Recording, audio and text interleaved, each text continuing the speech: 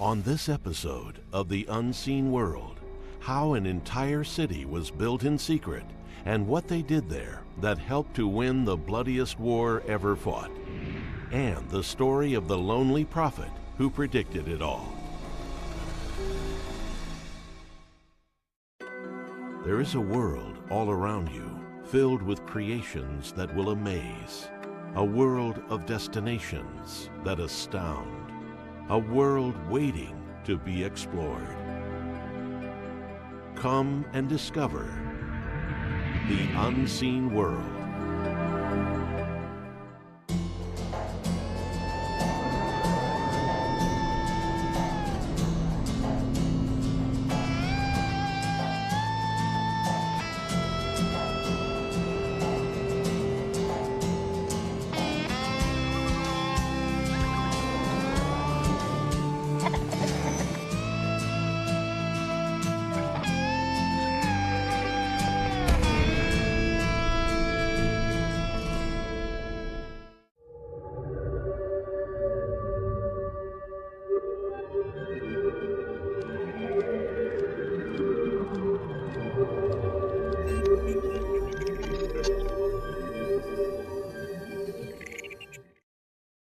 The Manhattan Project is one of the greatest achievements that the world has ever seen.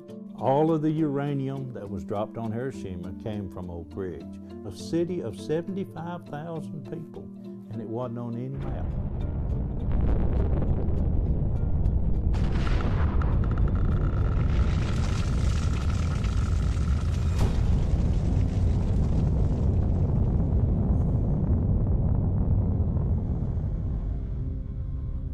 In 1942, a small farming community was chosen as a site for the Manhattan Project.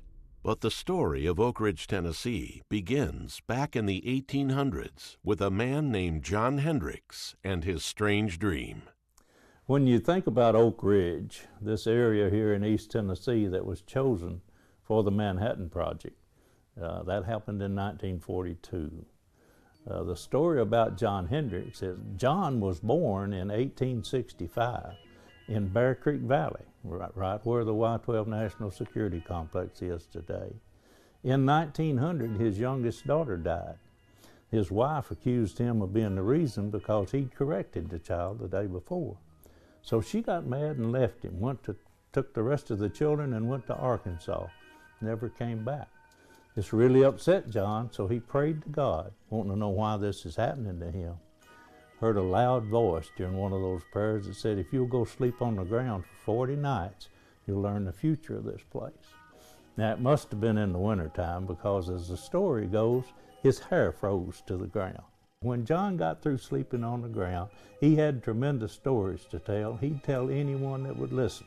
Bear Creek Valley someday will be filled with great buildings and factories, and they will help toward winning the greatest war that will ever be. Gonna be a city built on Black Oak Ridge.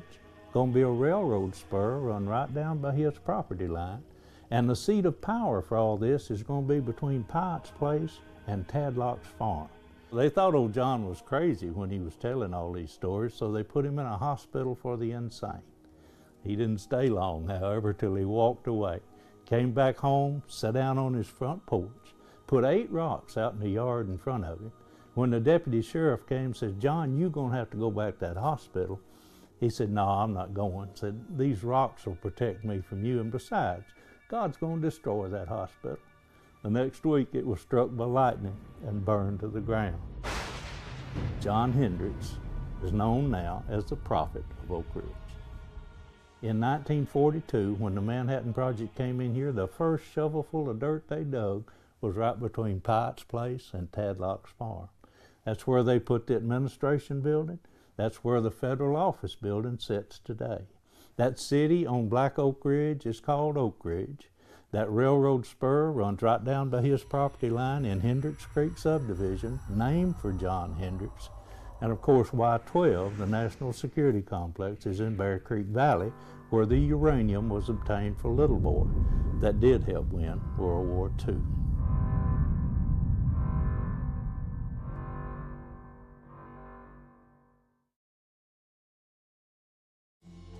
Now, back to the unseen world. The year was 1942, and war was raging across the globe. The discovery of nuclear fission led Germany to begin work on an atomic-powered bomb, the destructive force of which had never been seen. In a race against time, a letter signed by Albert Einstein convinced President Franklin Roosevelt that the U.S. needed its own atomic effort. Roosevelt tasked Major General Leslie Groves with the job. This historic undertaking would come to be known as the Manhattan Project. Oak Ridge happens to be the first location chosen by General Groves after he was given the responsibility for the Manhattan Project. He needed a place to put a plant. At that time, this was going to be their only site. They expanded it to Los Alamos, New Mexico and Hanford, Washington for reasons of getting the reactors not located in one space so they wouldn't have all their eggs in one basket. But what may be closer to the truth about how this place was chosen is when Albert Einstein wrote that letter to President Roosevelt saying Germany's buying up all this uranium ore, and he was afraid they were trying to build a bomb out of it.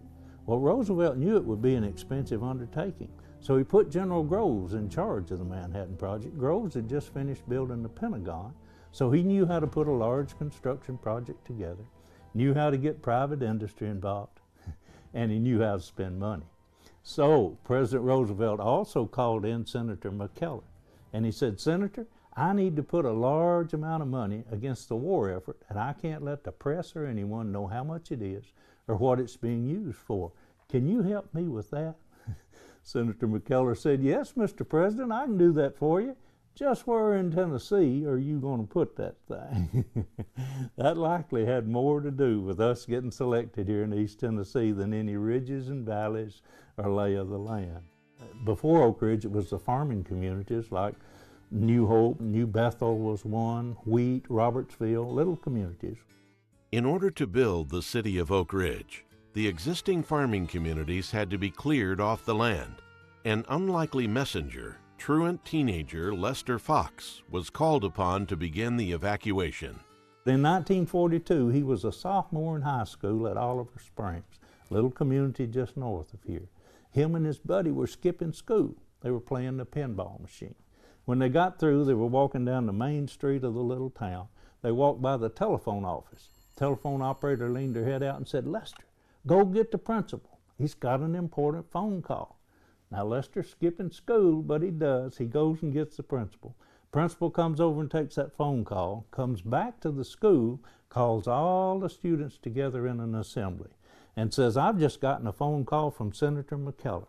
He wants me to tell you to go home and tell your parents you're going to have to find another place to live. The government's going to take your property for the war effort." Now, Lester swears that's the way these 3,000 people first learned they were going to have to get off of 60,000 acres in order to make room for the Manhattan Project. Many of them didn't have automobiles. They didn't have trucks to move their belongings. If they had a car, they might not be able to buy gas for it or tires. Those things were rationed. But what they did have is young men in the military getting killed. So they wanted to do anything they could to stop that killing and end the war. So they got off of their property, many of them in a matter of days, to make room for the Manhattan Project.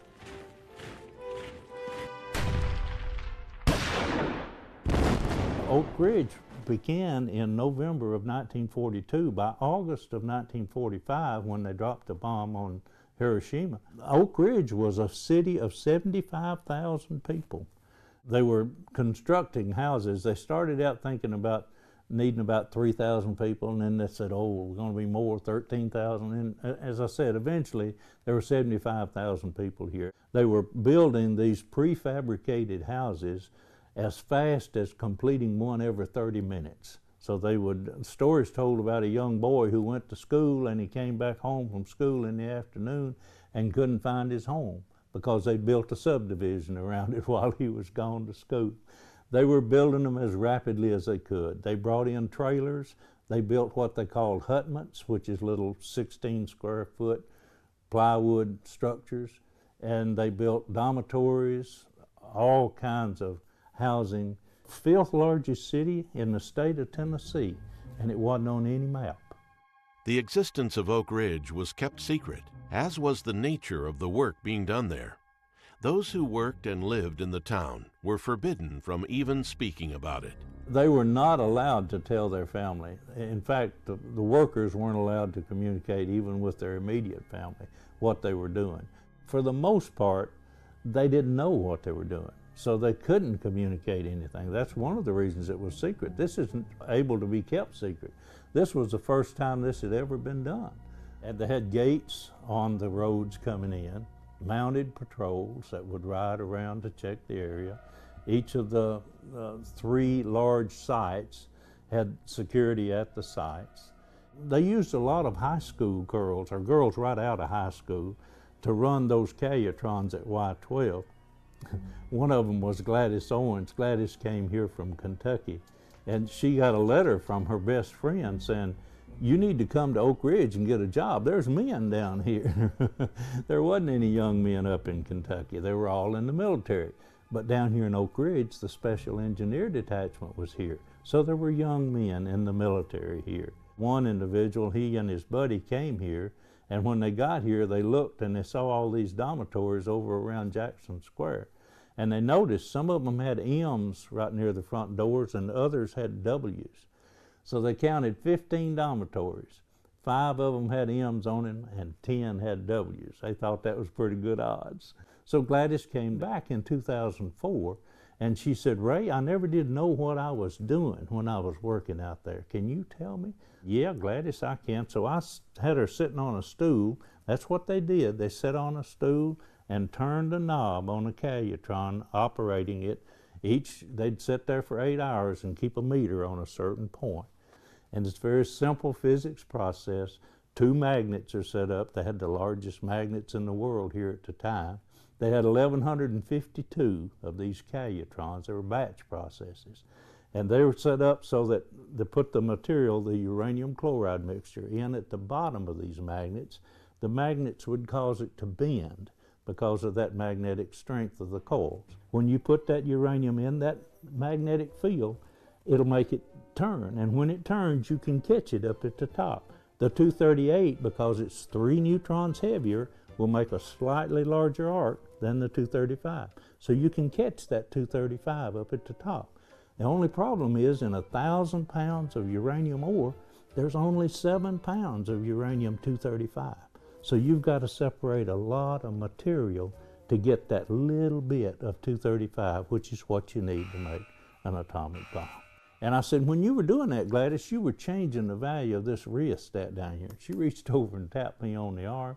She said, "Ray, I still don't know what I was doing, but I know if I had any bobby pins in my hair, they'd just go stick to the wall somewhere."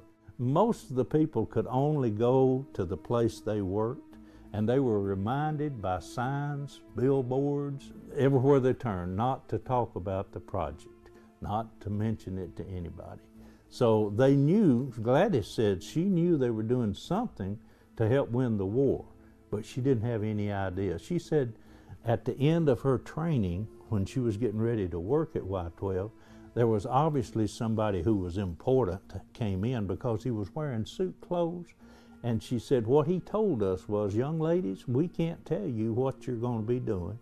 We can only tell you how to do it. And all I can say is if our enemy gets it first, God help us." World War II is about to come to its official closing. We're on the Pacific Fleet flagship USS Missouri in Tokyo Bay for the signing of the surrender of Japan. One of the Callutron girls, when she first learned about it, her supervisor told her, and she said she was proud that they had been doing something that would help to end the war. But she said the next day she read the newspaper and she started hearing on the news how many people had been killed by that one bomb. And she said she became so depressed that she couldn't sleep for a week because she had been a part of killing those people. Now, as she talks about it, she now realizes and understands that although it was unfortunate that that number of people got killed in Hiroshima and Nagasaki.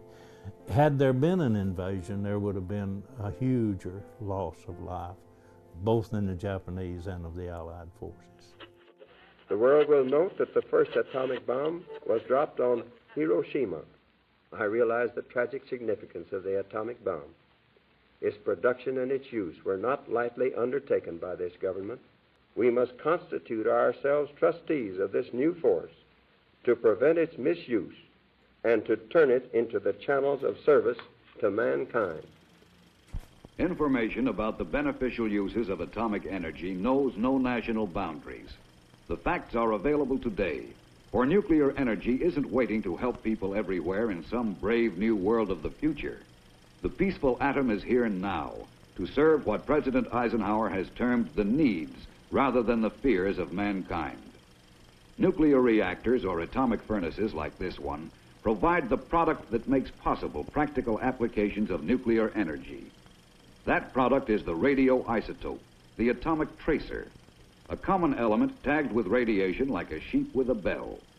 And because they are tagged, they can be traced, thus giving scientists, engineers, and doctors worldwide an invaluable tool for research and money-saving applications into biology, medicine, health, agriculture, and industry.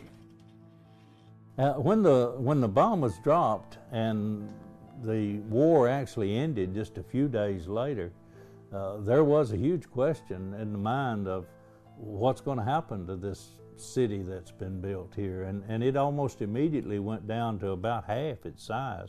People started leaving, going back to where they had come from, back to their research or back to their universities, wherever. And the people that had given up their community thought, okay, they'll just shut that place down, we'll get our farms back. But no, you know what happened is almost immediately the Cold War started. And when that happened, then they needed more atomic bombs. So starting with copper-63, they began to separate all of the elements in the periodic table. And some of those isotopes they took over to the graphite reactor and made radioactive, and that was the genesis for nuclear medicine. This girl is suffering from one of mankind's most dreaded diseases, cancer. She has cancer of the thyroid gland. A few years ago, this would have meant her case was hopeless unless radical surgery was used. This glass looks like it has plain water in it, but actually it contains hope.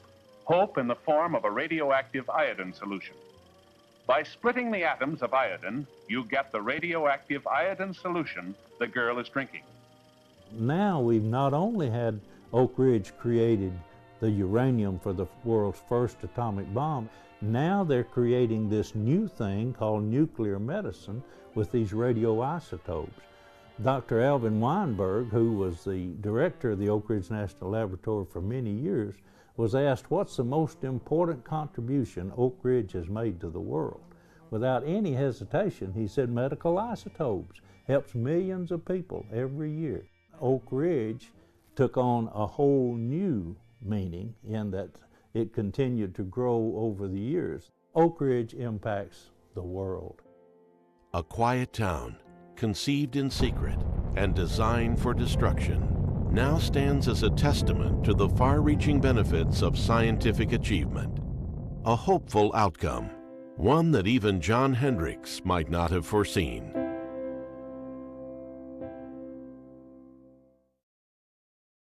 The Unseen World will be right back. We now return to The Unseen World. If you'd like to visit the location featured in today's episode, here is more information. The history of Oak Ridge can still be experienced today. The American Museum of Science and Energy offers bus tours that allow you to explore many of the historic sites around Oak Ridge. The tour runs from March through November. For more information, visit amse.org.